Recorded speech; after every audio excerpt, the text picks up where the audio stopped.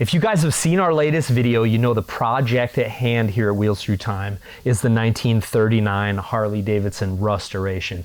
Now, ultra cool bike, but we've still got some huge hiccups to overcome. Today we're going to be fixing the fuel tank on this 1939 Harley, set of unobtainable gas tanks. We got a lot of work to do to get them fixed. You can see the holes. Now the good news is Jake right now is at the post office picking up an ultra special surprise. It's for this motorcycle. We're going to be pulling those out of the boxes here momentarily. So what we're going to do is get to fixing the fuel tank. Now, last time you guys caught up with us on this bike, it was far from where it is right now. So we've got the engine installed. Now, when you guys saw last time, we had the transmission rebuilt, but it was just kind of sitting there, holding a place. Oil tank's clean.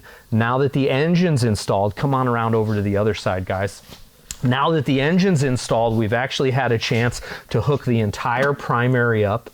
So ton of work to get a bike to this point. And I know it doesn't look like much. We've still got the heads to rebuild. I actually had some issues with the head castings themselves. One of the diving boards, that's one of the platforms that holds the rocker box on a knuckle head, 36 to 47. They had the cast iron knuckle heads with the cast aluminum rocker boxes. One of the diving boards, as they call it, that holds one of those rocker boxes was broken off. So I sent them to my guys and they are in the middle of repairing that as we speak.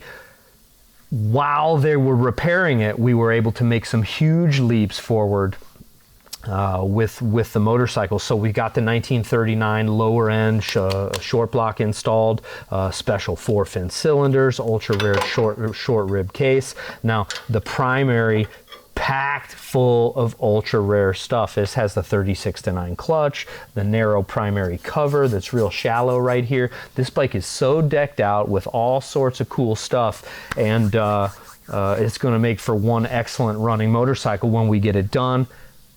Tons of cool accessories, just like the way we like to build them, retaining this old-timey finish that was probably put on it 40 or 50 years ago. So what we're going to do, I've got this dash just loosely set on top here. We're going to pull this gas tank off, and I'm going to tell you about the fix here in the tank. So kind of an odd scenario. I've never really seen a gas tank that's had this problem before. You know, it doesn't appear to be rust. As the whole things are rusty, you guys are probably looking at me like I'm crazy, but it doesn't appear to be that this has been thinned out from rust. There's still plenty of meat right there in the gas tank. It's a pretty thick part of the tank, so I'm unsure exactly why that hole is there. Now, this bike was in a fire. I don't know if the heat had something to do with it or not, but as you guys can see, we've got a few holes to fix. Thick here, you can see it. Pretty thick there. This spot, unsure of, can't see it. So what we're gonna do is break out the welder. We've got a few tricks of the trade here. Make sure you guys stick with us. It's gonna be a fun process.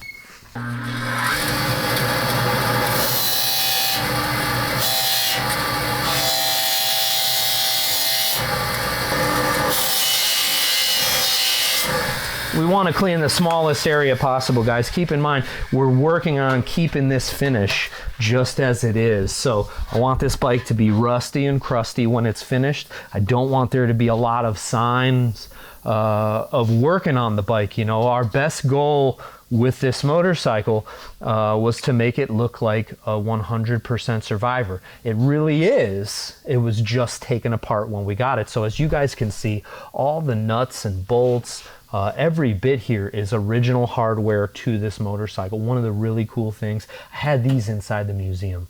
They're called beauty rings. They're wheel rings. These are 18-inch wheels, and there's this two-piece kind of ring that bolts in on each side of the wheel, gives it a really dressy look.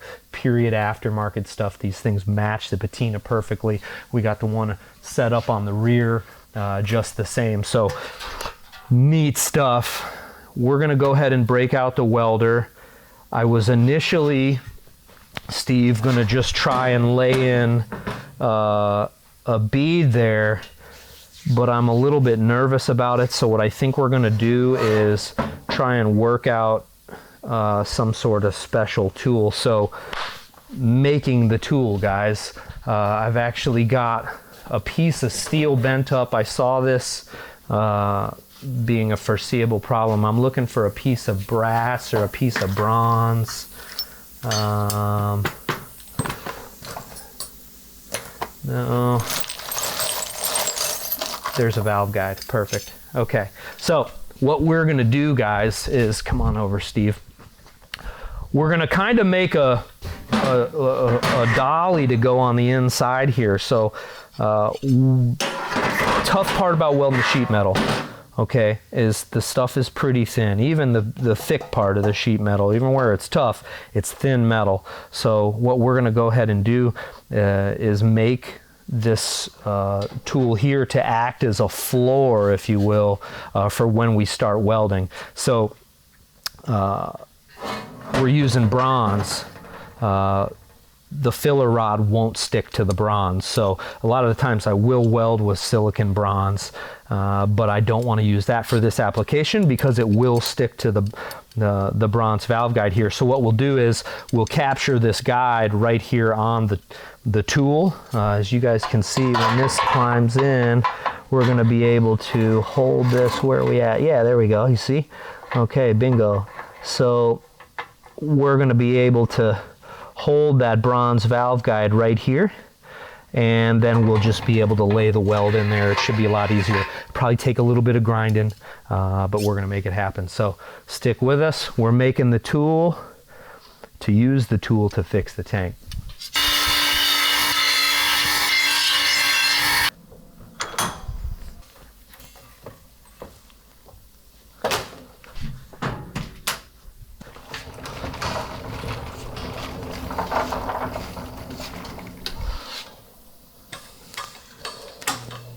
Okay, 75 amps. Turn this up a little. So first thing we want to do is close up the end of this valve guide. So when I put the rod in, we've kind of got a floor there. It'll also allow us to kind of shape the top of that to contour the gas tank a little bit better. So close this up, and 4 amps.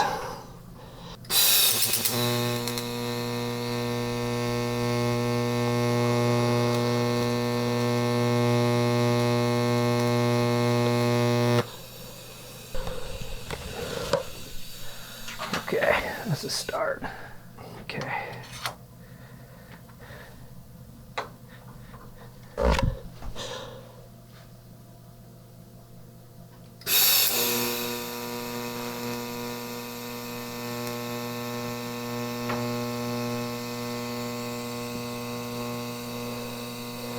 Bada boom. So there we are. We have our tool to be able to get down in that gas tank and create a floor. Let's see where we're at. Oh yeah, see, we can just blip, blip, blip, blip right around, and that'll serve as a base. Now, what I think I'm going to do is, let's see how the shape, yeah, right there is probably a first hole that we're going to weld. Boxes. And their boxes are here, all right. Sounds special. Special delivery. One. We're going to get to these here in just a second. Tom Scanlon, all the way from New York, 2 boxes. You guys might even know what they are if you've seen any of our earlier shows. In the meantime, Jake, I need your help for a second. I've been trying to clip this in here. Now, what your gig is going to be, we're using this as a piece of bronze. Okay.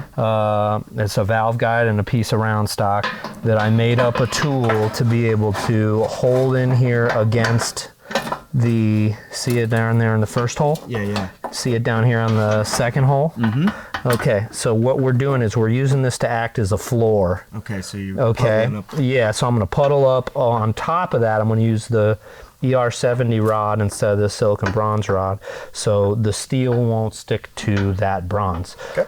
So what I need you to do is hold this ever so slightly. So we'll regroup in just a second. I'm gonna pull the welder over here. Oh, but hold on to that, it's hot on the end, careful. Now one thing's for certain, guys. I am not a welder. I can stick metal together, but as far as the art of welding, there's a bazillion guys out there a lot better than me. But we like to do things ourselves here at the museum, so we're gonna give it a go. I'm sure I'll get plenty of critiques, but you know what? It's part of the fun. Honing your skills, getting a little bit better at difficult things, or at least things that are difficult for me. So fun stuff. We're gonna go ahead and which hole you want clip first? this. I'm gonna clip this down here. We're gonna go way down on our heat. 40 amps. I'm using ER70, 1/16 of an inch, tiny little tungsten. This is 1/16 of an inch. So if you, sir, we're gonna go, I said we're gonna do the middle first, but let's go for this one first. Yep, you're close. Yep, and once you get it there, you can just kind of jam it up there. There it is. All right.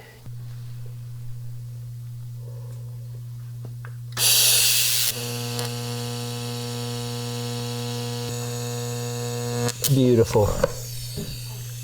Beautiful. Okay, yep, there you go. You good? Mm-hmm. Let it rip.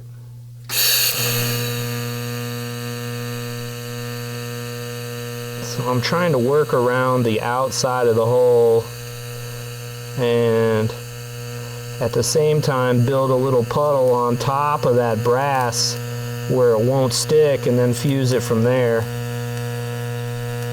There it is.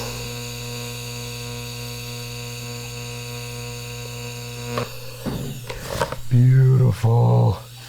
Okay, it's almost, I could almost leave them. You know? It's got that cool look to it. It's like, I could almost just leave it. Let's hold it up and see what it looks like. What do you guys think? Couple blurbs. Leave it. File it down. A little sanding wheel and a file maybe. DA to finish it. Let's take a look. Hear that slag inside.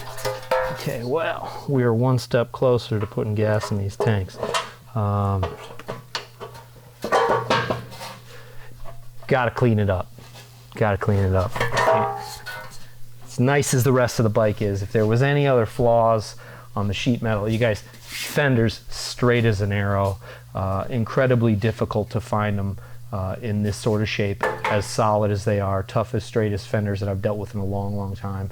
Got all the trim holes, all the right stuff.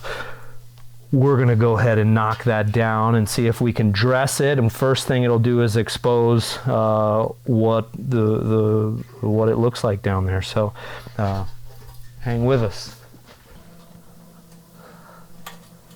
So guys, a lot of workstations here at the museum. Just looked down and thought about it yesterday. I rebuilt both of these Harley Davidson knucklehead carburetors. These are made by the Linkert company out of Indianapolis. These were the carburetors for 1936-9 Harley Davidson knuckleheads. Very, very rare carburetor today. It's a model M5. It's what you need to make your 36 to 37, 38, 39 Harley Davidson model EL overhead valve job correct, and they absolutely run fantastic, almost infinitely rebuildable. I got both of these redone yesterday. One's for the 39 we're working on, the other one is for a 38 that we're working on. So progress every day here at the museum. So almost all original parts, a couple screws, a new float, needle and seat maybe, but other than that, those are fully rebuilt, ready to bolt on.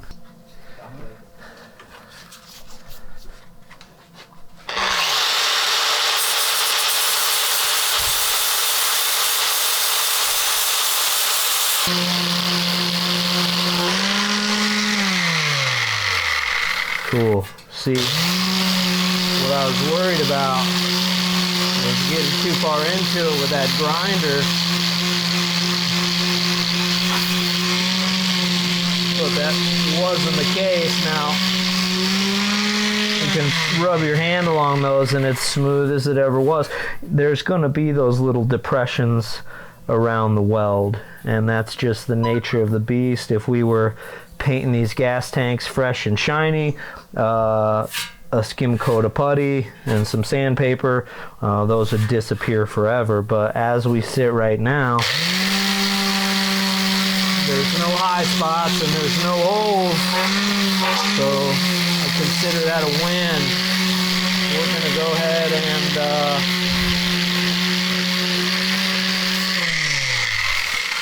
dress that back out with a little bit of the secret sauce that'll make it rust and look like the rest of the tank. Proprietary information, but all things considered, we had 3 big holes and now we have none. So I'm quite pleased with how it turned out. And we'll get this sucker mounted back up here. There, all right. Beautiful. I've been meaning to do that for like a year. I don't know if you guys remember the very first video we ever did on this bike. We were getting back from the Wasion Antique Bike Meet in 2021, and it was when we went and picked up the Joe Petrali Harley Davidson CACP shooter. This bike I made a quick detour to pick up rural Indiana, and it was all in pieces, in bins, really just like the 41 that we just took you guys through the other day. So over, I don't know, I like to think maybe there's probably about 200 hours into getting a bike like this back together. A lot of the times people don't really realize it's just as difficult, or if not more difficult, to build one and retain its appearance like this than it is to freshly plate everything, coat everything, sandblast. A lot of work goes into keeping one just like it is. So we're gonna set this guy back up just for effect. It's all gonna come back off to get wired here very shortly. But we got a gas tank with no holes in it. All right, next time you see that thing, there's not gonna be any shiny metal. It'll be all rust. So how about those boxes? Let's open the boxes, dude. So I know what's inside them, but I know what's inside them. I want to see them. I've been waiting for these. Looky there, man. It's like somebody already got into it. So, as you guys remember, I think it was back in April or March, or April or May, excuse me, we picked up some really killer 1939 Harley Davidson, what we call Rhino saddlebags. Ultra rare. Got them out of New York. Only owned a couple sets in my entire life. And when we got these things, they were as flat as a pancake. And just like I'm not a welder, I'm sure as heck not a leather guy. So I can sit on it and I can wear it. But when it comes to restoring leather, we got a saying around here: the whole world works best when we all do what we're best at. I work on old motorcycles. When it comes to welding aluminum, we got our guys. When it comes to restoring leather, we got our guys. So I sent these to my friend Tom Scanlon all the way back to New York. So these things sat for years and years in a barn in New York, up on the wall. They came down here, had them for a couple weeks, and I just couldn't bring myself to even attempt it. So back to New York they went again, and Tom restored these things. And as I can tell all the way through the package, here, Jake, open this one up. All the way through the package, this is an absolute work of art. Now, I don't know if you remember or not, these things were jeweled to the max.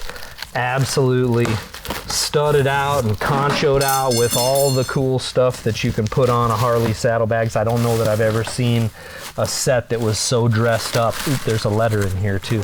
Let's read the letter.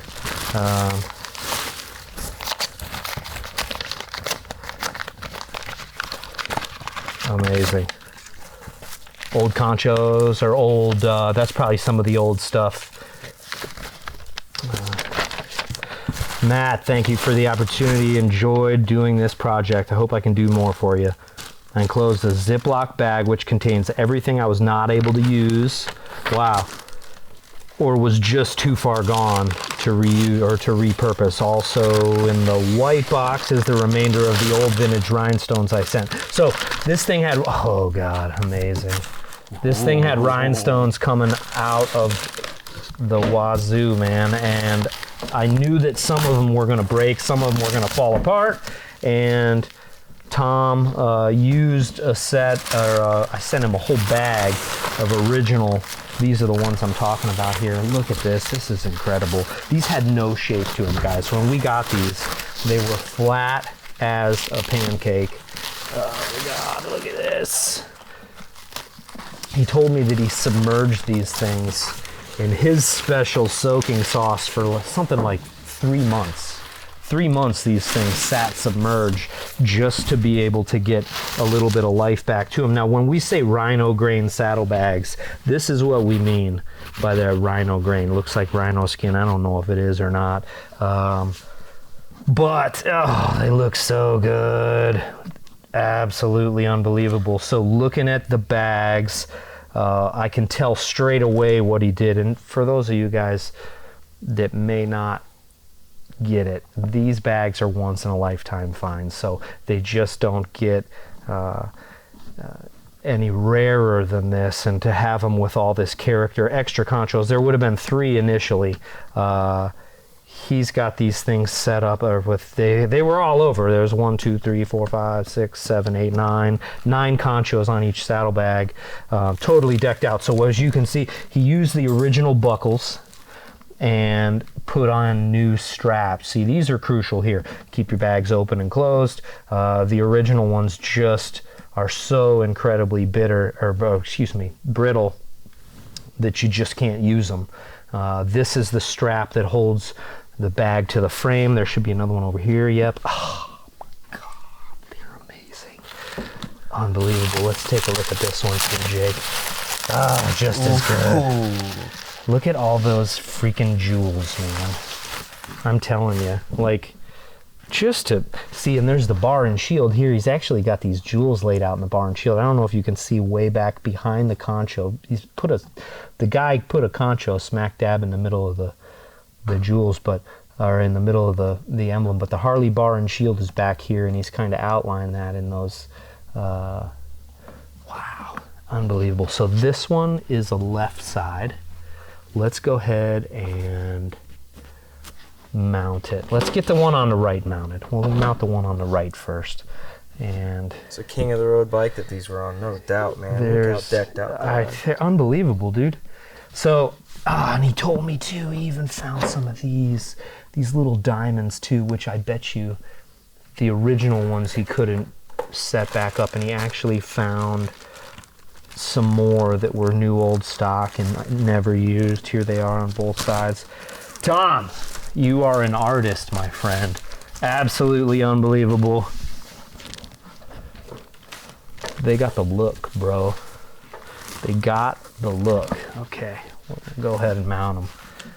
So guys, this is what we live for here at Wheels Through Time. Revival of a motorcycle that hasn't run in probably, I know this guy, they said they took this thing apart in the 1970s. I don't know when it ran, even before that. It could have been sitting for years. They took this bike apart in the 1970s and sat apart. So often the story goes. A lot of guys have plans to restore a motorcycle. It's a ton of work to actually do it. So while intentions are always good, when it comes to actually digging in and getting started, it's no easy task. So just in the set of heads, there's 160 something, 170 something parts and thousands of pieces on the motorcycles. The fit and finish of each and every piece is crucial to how it operates. And that's what we do best here at Wheels Through Time. So when I heard about this bike, you know, had to chase it down. They kind of looked at the museum, had been following it for a long time, decided this is the place for our motorcycle, and these are the guys that are going to get it done. So here we are. We're not far off. We're getting real close. I think we probably got 1 or 2 more shows putting this thing together. So we got the heads, you know, exhaust, some wiring. After that, you know, I think maybe, you know, aside from the heads, sometimes you got 30 hours in a set of heads, but these ought to go back together pretty quick and easy. We ought to have maybe about 40 more hours left on this bike, and we'll be running down the road, guys. So thanks for tuning in. Subscribe if you want to see more. Make sure you follow along with the whole build. We got a ton more projects here at Wheels Through Time. Some of the rarest motorcycles in the world right inside the museum, and we're bringing fresh content to you all the time. Keeping you guys up to date on what's happening right here at the museum that runs, guys. So thanks for tuning in, and we'll catch you next time. Oh, dude, it looks so good.